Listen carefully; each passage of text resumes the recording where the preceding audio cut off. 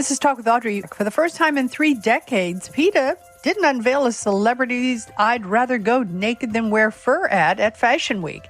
The animal rights group has celebrated the demise of the fur trade by ending its iconic campaign. And joining me today is Dan Mathews, PETA Senior Vice President, who conceived of the ad in the 90s. And we're going to talk about the world of fashion, how they're undergoing a vegan evolution, and how PETA's become a sustainability resource. Welcome, Dan. Thanks so much for having me. My pleasure. Things have changed so much. I remember the first I'd Rather Go Naked campaign. That was like eons ago, and it had such an impact. How did you come up with the concept? Well, we came up with quite by accident. There was a fur convention happening in Tokyo, and this was back in the late 80s or early 90s when I was the head of PETA's new anti-fur campaign. I've been with the organization since 85. We tried to get the Japanese animal group to have a protest outside of this fur convention, but they refused, saying that protest was considered rude in Japan and it would be counterproductive. So we thought we have to do something. So my friend Julia and I went there, and we pretended that we were an American stripper couple who flew to Tokyo to do our act as a protest of the fur trade. We took our clothes off, covered only with the banner that said, "We'd rather go naked than wear fur," in Japanese.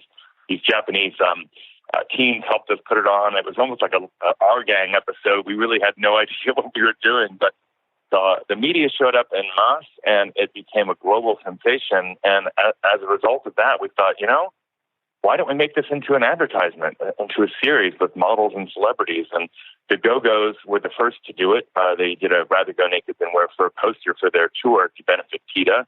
And then everybody from Christy Turlington to Pamela Anderson to Pink to Taraji P. Henson and a whole lot of male models and athletes as well made the campaign really iconic for 3 solid decades. It was quite a good run. Yeah, and to think you put yourself on the line. I'd love to see those first pictures, Dan. Yes. Talking about putting your money where your mouth is, right? He said, I'm going to make this happen. When you're an activist, when you're a campaigner, I never like to ask anybody to do anything that I wouldn't do myself or haven't already done myself, and I think that's a good rule to live by in general. Yeah, so the campaign had a really good run, and, it certainly had an impact on people's consciousness when it comes to wearing fur. What are your next steps? I know that the fur industry is not doing as well as it used to. How did all of that fall into place? I know it took a long time. It wasn't like, bada bing, bada boom, we got a campaign and fur's gone. Well, while we engaged a lot of supermodels and fashion icons to do the Rather Go Naked Than Wear Fur campaign, we also met with design houses, urging them to stop using fur, and we did lots of protests. And really, over the past 5 years, when Gucci declared that they were getting out of fur, and then Donatella Versace saying she was getting out of it, we met with Michael Kors, and he got out of it. And one designer house after the next, Chanel announced they were getting out of it. Then this last fall, Macy's and Bloomingdale's announced that they were closing all of their fur salons across the country, hundreds of them. And Queen Elizabeth said she wouldn't even be buying new fur anymore. The writing was on the wall, and we thought, what? Do we carry on with this campaign even though it's mostly done its job, or do we reinvent ourselves and do something fresh? And PETA is very much aware. We do undercover investigations into any place that uses animals. And we knew full well that there was rampant cruelty behind the scenes in the leather trade and in the wool trade. So we thought, why don't we celebrate the end of the fur campaign and celebrate its success and start anew with exposing the cruelty in leather and wool? And a lot of these things people aren't aware of. I mean, I myself got a call from a slaughterhouse worker who worked at a major plant just outside of Philadelphia, who was a major slaughterhouse, and his job was right before the skinning room. His job was to chop off the hoofs and lips of cows so that their skin could be peeled back for leather. The problem was the cows, who were supposed to be stunned and unconscious by the time they reached this guy, the stun guns weren't working. People were trained improperly, and the animals would come down the conveyor belt. He would chop off one hoof, and another hoof would come around and kick him in the head. And he complained to the plant manager and to the USDA inspector. They simply told him to get back to work because they had a quota to fill. So this slaughterhouse worker called PETA and asked us to get in there, not only to help the animals, but to help him because he was in danger of being bucked to death by one of these these cows. We did expose that. We brought all the evidence to the State Department of Agriculture, and they slapped the slaughterhouse on the wrist, but I don't think much really changed. And we realized that this is pervasive across the country. The slaughterhouse industry has now gone to great lengths to keep any eyes, any video cameras, any outside eyes out of their places. But we still work with a number of whistleblowers. By the same token, in the wool industry, there's a similar quota system by which they prod these sheep in mass to these shearers who have to shear these sheep by a quota system. And the sheep do not always want to play. They don't always want to roll over and be shorn, especially by some of these rough characters. So it's routine for these sheep to get punched in the eyeball, kicked, have their legs broken, be yanked up by their head and slammed into the wall. And in the shearing process themselves, it's so rough that they are gashed and bloody wounds are exposed with no veterinary treatment whatsoever. And this is so common that there have been cruelty charges filed by officials in Australia, in Scotland, in England. And so we realize that we have so much work to do in showing behind the scenes in these other industries, and at the same time focus attention on some incredible new fabrics, incredible new startups that are much more sustainable. We put on a fashion show last year during Fashion Week. PETA sponsored it, using Wonderfeld, which is a material that looks and feels like wool, but it's actually fabricated from plastic bottles pulled from the ocean. And so as there's been more interest in sustainability, these new vegan fabrics really fit the bill. And there are really fascinating ones: cork made from leather, cork made from pineapple and from mushrooms, silk made from soy yarn. And some of these companies are starting to do well. Others are new startups. So PETA has gone from being an agitator in the fashion world to being a connector. We are a resource now for a lot of the fashion houses that we used to target over fur to start to use these more sustainable and cruelty-free materials. It's been a very exciting evolution.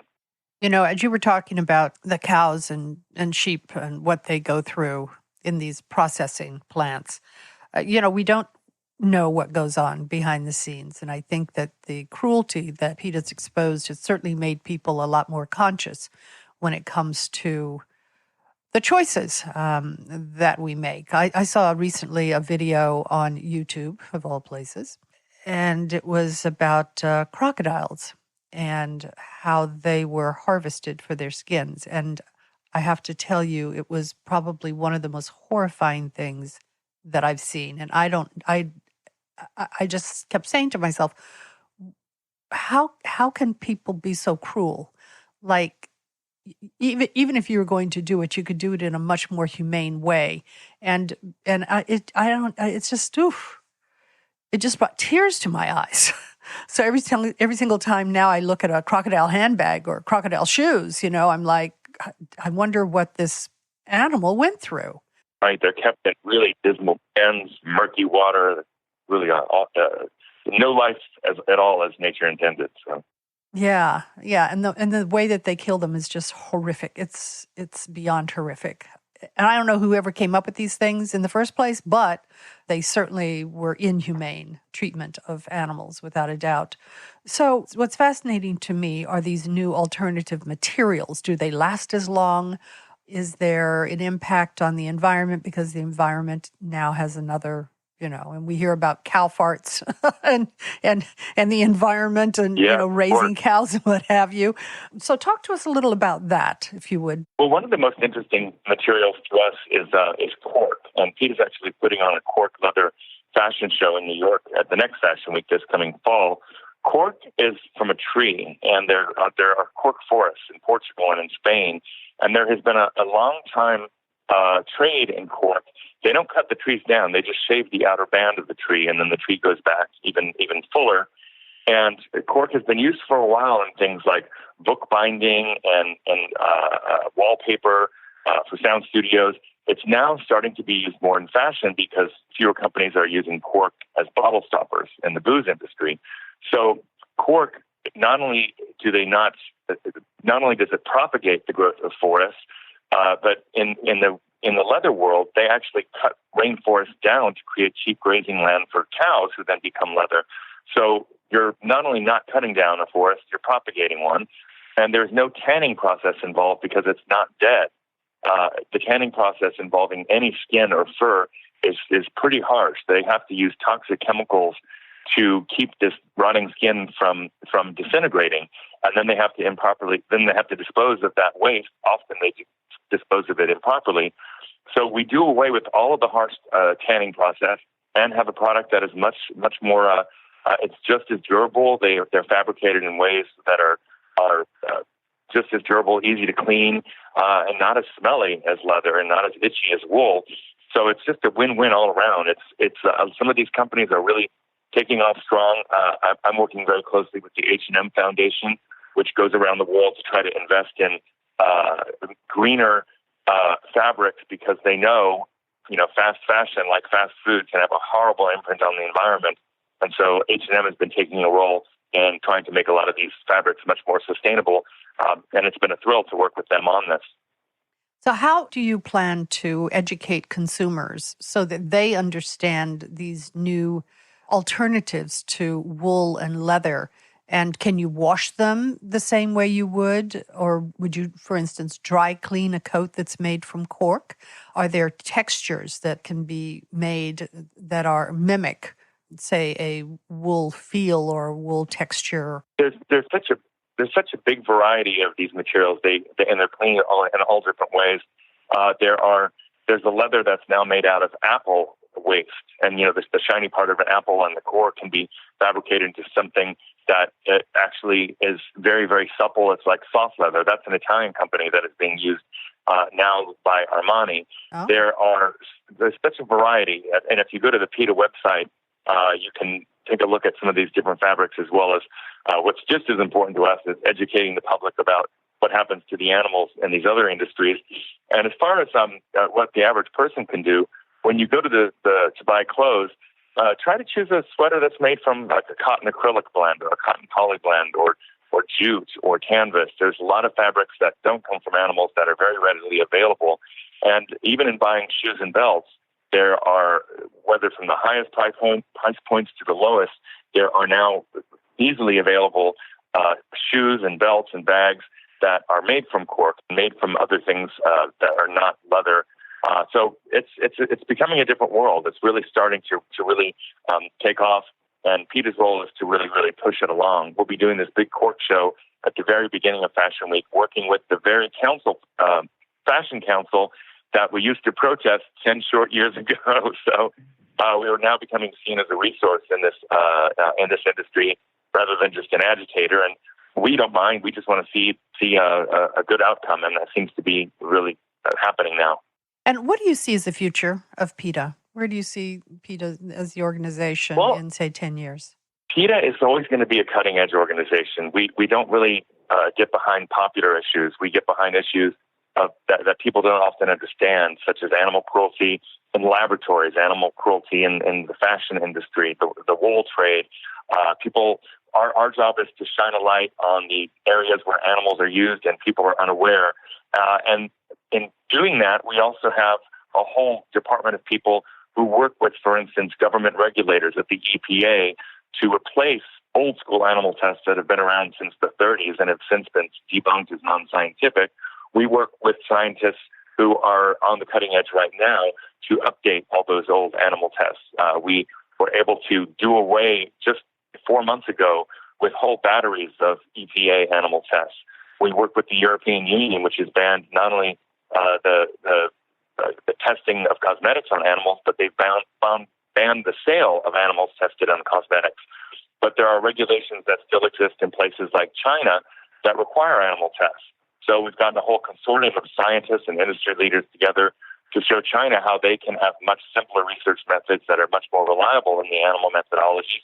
And they have listened to us. There are now 4 universities in China that have become accredited as non-animal testing centers for products that are for sale in China. And that didn't exist 5 years ago. So a lot of the stuff people know us for is obnoxious protests, things like that. And we do our fair share of that to keep this issue on the public agenda.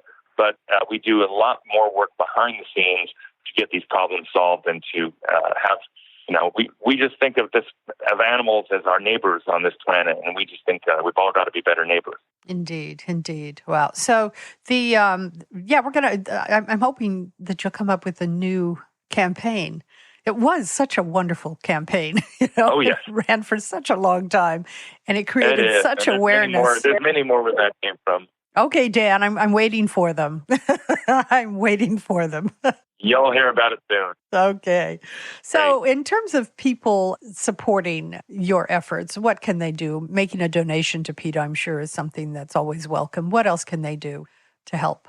Yeah, we'd love to have you as our newest member. If you go to PETA.org, it's pretty easy to sign up. And whether it's for $20, $40 a year or more, we love everybody's help. So joining is always great, but also just becoming an informed consumer. Nowadays, it's so easy to go to Carl's Jr. and get a Beyond Burger rather than a hamburger. And if you go to the PETA website and poke around a little bit, the most important thing is to become an informed consumer so that you learn that, it's a very easy movement to join. You can join at your next meal. You can join the next time you go shopping for clothes at the mall. And I think that's the first step, is being educated and then make up your own mind on these issues. And luckily, especially a lot of younger consumers have grown up with PETA in the foreground, and they don't think there's anything out of the ordinary of having concern for animals, be a driving force in what products you buy in your life. And so I think it's coming along rather well. I've been with PETA since 1985, and the changes are massive. Things are really coming along. Wow. Well, thank you for your work in the industry and to help make us all aware of what's going on out there. The cruelty is it's beyond. And especially if there are some alternatives that are going to be better for the environment and more humane and just better all the way around, right, and serve the same purpose, why not embrace that as well? I was just going to say, we all kind of know that the government isn't really doing its job to solve the environmental crises, so we've got to get industry to step up and doing it, and that's one of the reasons PETA is pushing both the design houses to adapt these more sustainable products, as well as we are working to promote these more eco-friendly products. All right. I always say informed's empowered. So guys, if you want to get involved, check out that website and see what you can do in your own life to make a difference, whether it's, to start eating a vegan meal. Even if you're a meat eater, maybe, do 3 vegan meals a week or something and get more into fruits and veggies. And who knows, you might feel better about yourself and certainly about the fact that you're not contributing to animal cruelty. Dan Mathews, thanks so much for joining me. My pleasure. Thanks for having me on. My pleasure.